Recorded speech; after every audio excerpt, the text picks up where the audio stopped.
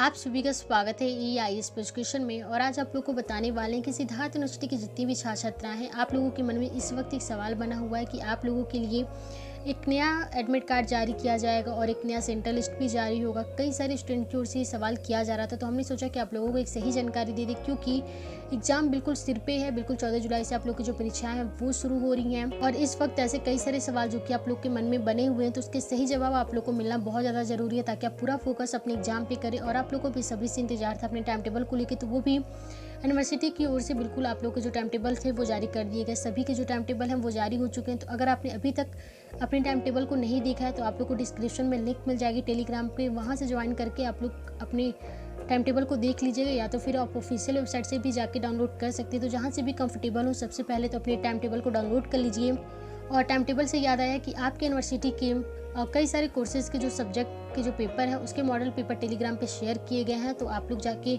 उन model paper को भी देख सकते हैं। और बाकी जो स्टूडेंट हैं जिनकी ओर से कई सारे जो कि अपने कोर्सेज को लेके, सब्जेक्ट को लेके मॉडल पेपर मांगा जा रहा है, तो देखिए हम पूरी कोशिश कर रहे हैं कि आप लोगों के जो मॉडल पेपर हैं वो टेलीग्राम पे शेयर कर सकें। आपके यूनिवर्सिटी का, DDU यूनिवर्सिटी का जो सिलेबस है वो भी बिल्कुल सेम है, तो हम कोशिश कर रहे हैं कि अगर DDU यूनिवर्सिटी का भी मॉडल पेपर मिलता है तो आप लोग को शेयर कर देंगे। लेकिन अभी आप बिल्कुल भी मॉडल पेपर को लेकर परेशान मत होइएगा। बस आप लोग कोशिश कीजिए कि 2015 के बाद के जितने भी क्वेश्चन हैं वो काफ़ी अच्छे तरीके से आप लोग पढ़ लीजिए, क्योंकि ये साल बहुत इंपॉर्टेंट है, जैसा कि हम आप लोग को बार बार कह रहे हैं। क्योंकि इससे सिर्फ आपका 1 साल का रिजल्ट नहीं बनेगा, 2 साल का रिजल्ट आप तैयार करेंगे। तो इसलिए पूरी कोशिश कीजिए कि 2015 के बाद के जितने भी क्वेश्चन हैं वो आप कर लीजिए। इसी वजह से आपके यूनिवर्सिटी की ओर से भी जो फैसला किया गया कि जो पेपर है वो सब्जेक्टिव भी करवाया जाए, ताकि आप लोग एक अच्छे नंबर पा सकें। और सब्जेक्टिव जो पेपर होता है उसमें आप अच्छे नंबर पा सकते हैं। तो इसलिए पूरी कोशिश कीजिए कि पेपर आप जितने अच्छे तरीके से दे सकते हैं पेपर को दीजिए। जितने अच्छे तरीके से आप क्वेश्चन को पढ़ सकते हैं आप पढ़ लीजिए। 2015 के बाद के जितने भी क्वेश्चन है वो सारे आप पढ़ लीजिएगा। और हम आपको बता रहे थे एडमिट कार्ड को लेके और सेंट्रल लिस्ट को, तो वो आप बात कर लेते हैं। बाकी सारी चीज़ें तो आप एग्जाम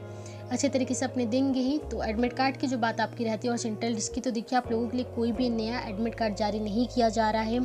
आपके जो पुराने जो एडमिट कार्ड जारी हुए, जैसे कि आप लोग को पता है कि पहले आप लोग की जो परीक्षाएं थी वो 17 अप्रैल से स्टार्ट हो रही थी, लेकिन कोविड की वजह से जो परीक्षाएं थी वो आप लोग की स्थगित कर दी गई। पहले ही उससे पहले आप लोगों की जो एडमिट कार्ड थे, जो सेंट्रल लिस्ट थे, वो सभी जारी हो चुकी थी। परीक्षाएं बिल्कुल जोरों पे चल रही थी कि 17 अप्रैल से परीक्षा आप लोगों की करवा दी जाएगी, लेकिन कोविड की वजह से जो परीक्षा थी वो आप लोगों की स्थगित कर दी गई।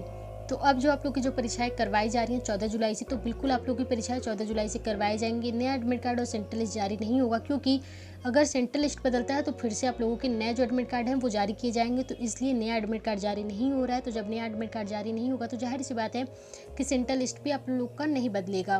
तो अब बिल्कुल भी इन सब बातों पर ध्यान मत दीजिए। अगर कोई जानकारी आएगी तो हम आप लोग को पहले ही दे देंगे। तो आप लोग पूरा फोकस अपनी पढ़ाई पे कीजिए, और अपनी परीक्षा से संबंधित कोई भी सवाल होगा तो अपने सवाल को कमेंट कर दीजिए। चैनल पर पहली बार आए तो चैनल को सब्सक्राइब कीजिए। तो इस वीडियो को अपने और दोस्तों के साथ भी शेयर कीजिए, और वीडियो पसंद आएगी तो लाइक कीजिए। वीडियो कैसी लगे आप कमेंट सेक्शन में जरूर बताइएगा।